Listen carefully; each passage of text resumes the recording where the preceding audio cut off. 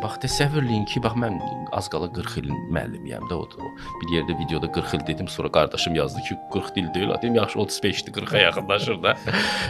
Bir 35 ilin müəllimi kimi sizə deyirəm ki, bu hamını təhsilə cəlb eləməklə bilirsiniz, dərs deməyin ləzzətini necə qaçırtdılar.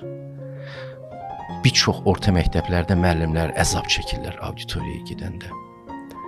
Çünki məsələn mən özüm də universitetlərdə dərs deyirəm.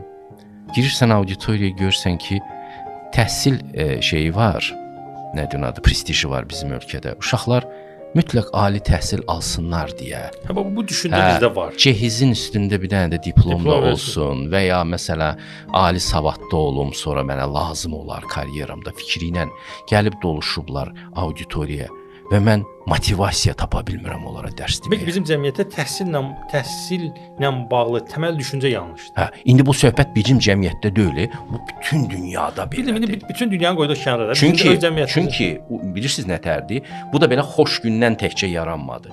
Bəlli vaxtdan sonra başa düşürlər ki, elmi texniki tərəqqi cəmiyyətin aparıcı qüvvəsidir və təbii intellektin daşıyıcısı insan olduğu üçün, insan balası olduğu üçün düşdülər bu uşaqların hamısından. Nətər Braziliyada futbolçu yetişdirib satmağa çalışırlar. Hər xalq da düşdü öz balalarının üstünə ki, mən səndən mütləq təbii intellekt daşıyıcısı düzəldib bazara satacağam, sənin üzərindən pul qazanacağam.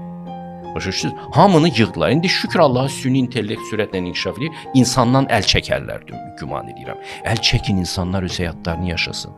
Bu insan evladı 10 min il əvvəl Qobustan qayalıqlarının arasında necə yaşayıbsa, onun təbii həyatı odur.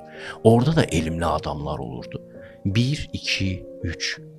Onlar təbii olaraq fitrətlərinə uyğun olaraq dərinləşirlər. İndi əsər yazmırlar. Bəlkə bir-iki rəsmlər çəkib qoyublar, 10 min ildir qalıb bizim üçün. Amma bu onların intellektinin göstəricisi idi. Və bu onları daha az hörmətli etmir. Nə Allahın gözündə, nə bilənlərin gözündə.